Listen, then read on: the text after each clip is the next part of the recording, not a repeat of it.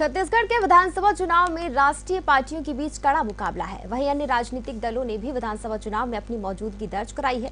दुर्ग जिले से जनता कांग्रेस से सैफिया कुरैशी ने अपनी दावेदारी पेश की है। साधना न्यूज से खास बातचीत में सैफिया कुरैशी ने कहा कि जनता की समस्या को समझना और सुलझाना उनकी पहली प्राथमिकता होगी। विधानसभा चुनाव का दौर शुरू हो चुका है। प्रत्येक दल जो है अपनी अपनी दावेदारी पेश कर रहे हैं। इसी के तहत आज हमारे साथ सैफिया कुरैशी मौजूद है, जो एक समाज सेवी हैं और एक पत्रकार भी हैं। उन्होंने भी अपनी दावेदारी विधानसभा चुनाव में की है। नामांकन भरने की प्रक्रिया अभी उनकी शुरू नहीं हुई है। कुछ दिन बाद उनका कहना है कि वो नामांकन भी दाखिल करेंगी। आइए सैफी जी से बात करते हैं और पूछते हैं कि अचानक से एक पत्रकार होने के बाद उनका इस तरह से चुनावी मैदान में कूदना कैसे हुआ। जी सैफी जी, आपका साधना न्यूज़ में बहुत बहुत स्वागत है। जी, पहले तो जय जोहार, जय छत्तीसगढ़, सलाम, आदाब, सत श्री अकाल। मेरा नाम सैफिया कुरैशी है और मैं एक समाज सेवी 15 साल से मेरा समाज सेवा का काम रहा है। मैं हर तबके के लोगों को मैंने अपनी सेवाएं दी हैं। जहां मुझे लगा है कि उनके लिए काम करना है, जो गुहार लेके आते थे, तो जहां शासन प्रशासन की चीज़ें सी रहती थी उससे अवगत कराया है मैंने काफ़ी लोगों को। और इसके ही चलते चलते मैंने 3 साल से पत्रकारिता कर रही हूँ माशाल्लाह।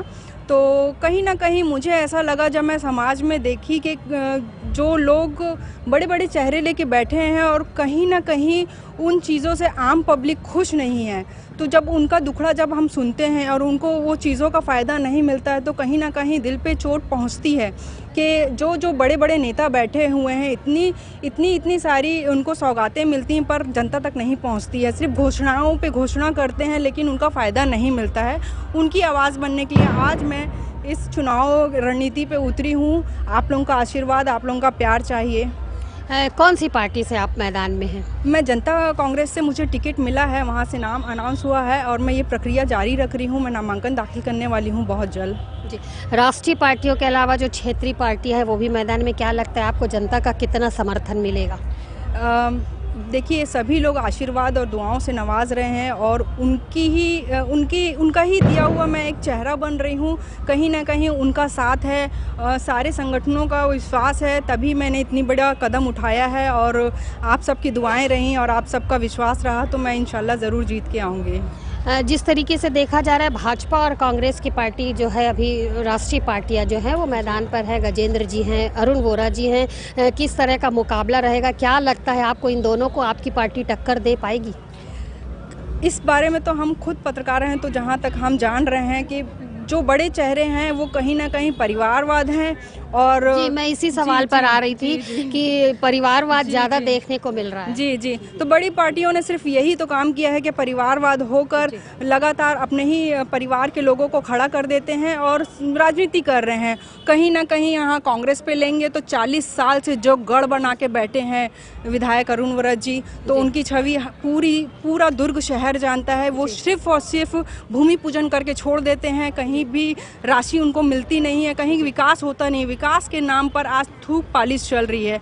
आज अगर हम खड़े होते हैं नगर निगम पर, वहाँ पे जो अंबार लगे हुए हैं घोटाले के और वहाँ कामों के और रिश्वतखोरी के, वो कहीं ना कहीं सत्य है, ये मेरा मानना है। क्या लगता है आपको, यदि आप जीत करके आती हैं तो इन सारे मुद्दों को उठाएंगी और इन सब को समाप्त करने का प्रयास करेंगी? बिल्कुल, मेरा कहना तो यही है ना, मैं धरातल से उठी हूँ, कोई मैं पॉलिटिकल फैमिली से तो हूँ नहीं, मैं एक आम जनता के रूप में हूँ। और मैं धरातल स्तर से उठकर मैंने जो लोगों के बीच में जाके जो समस्याएं देखती हूँ मैं, तो उनका ही चेहरा मैं बन के उतर रही हूँ। तो स्वाभाविक है कि मैं उनके लिए ही उतर रही हूँ, तो उनका विकास के लिए मैं लगातार प्रयास करूँगी। लगातार देखा जाता है कि पत्रकारों की भी काफ़ी उपेक्षा होती है, चूँकि आप भी एक पत्रकार हैं, तो पत्रकारों के हित के लिए आप क्या करेंगी? पत्रकार तो मेरे भाई बंधु हैं। मैं उनको जो देखती हूँ, उनकी आंखों में जो एक क्या बोलेंगे कि उनकी जो एक उदासी है, कहीं ना कहीं उनको भी कहीं भी मान्यता नहीं दी जाती है। सिर्फ बोल और किताबों ही रह जाते हैं कि पत्रकारों को ये दिया जाएगा, पत्रकारों, लेकिन उनके लिए कुछ कड़ा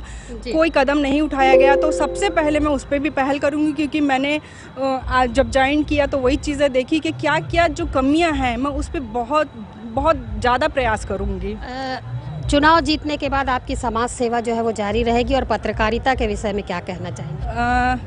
मैं तो सबसे पहले तो अगर आप लोगों की सबकी दुआएं लगी, अगर जीत के आई तो जो कमियां हैं पहले जनता की आवाज़ बनना चाहूँगी, फिर पत्रकारिता तो करूँगी, उसको कैसे छोड़ूंगी, क्योंकि उसी से मैंने अपनी ज़िंदगी को बदलते हुए देखा है। आपके फैमिली बैकग्राउंड के यदि मैं जानना चाहूँ तो क्या आपके परिवार में कोई इस क्षेत्र से जुड़ा हुआ है, चुनावी क्षेत्र से या राजनीति के क्षेत्र से कोई जुड़ा हुआ है, या आपकी स्वयं की इच्छा थी इस चुनाव में राजनीति में आने की? मेरा कभी ऐसा बैकग्राउंड नहीं रहा है, मेरे फैमिली का कोई बैकग्राउंड नहीं है। देखा देखी करते हैं हल्का फुल्का, लेकिन कभी उनको वो चीज़ें ही नहीं मिली। कहने का मतलब है सिर्फ दरी उठाने का काम दिया जाता है पार्टी से अगर कोई जुड़ता है तो। कोई कड़ा कभी किसी ने पद भी नहीं दिया, कभी किसी को एक ओहदा भी नहीं मिला।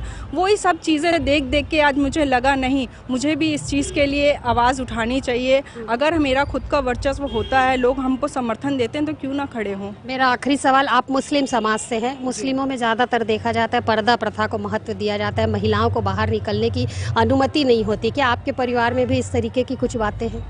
नहीं, मेरे परिवार में ऐसी कोई बात नहीं। हाँ, बस ये है कि मान सम्मान बना के रखो, अपनी फैमिली पे कभी उंगली ना उठने दो, अपने कौम पे कभी उंगली ना, ऐसा कोई काम ना करो जिससे आपकी कौम पे या आप पे, एक महिला हूँ मैं तो शब्द ये लूँगी कि मैं कौम की बात पे तो बिल्कुल नहीं बोलूँगी, मैं एक महिला पे लूँगी कि महिला पे कोई भी धर्म की महिला हो, उस पर ऐसी उंगली ना उठे जिससे उसको घात पहुँचे, उसको आघात पहुँचे। तो मैं हिंदू और मुस्लिम और किसी समुदाय को लेके पर्दा प्रथा पे नहीं बोलूँगी, चाहे पर्दा पहन के यानी सारी चीज़ें हों या पर्दा उतार के सारी चीज़ें हो। आंखों की शर्म होनी चाहिए इस चीज़ पे। एक महिला का जो सम्मान होना चाहिए, वो कोई भी समाज की हो, महिला को सम्मान मिलना चाहिए।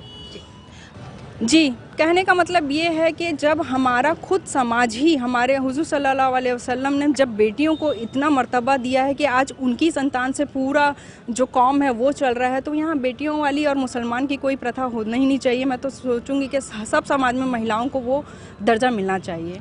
जनता के पास किन मुद्दों को लेकर के जाएंगी आप, जो किस तरीके से रिझाएंगी आप? जी, जो विकास हुए हैं उनको साक्षात कराऊंगी, उनसे उनको।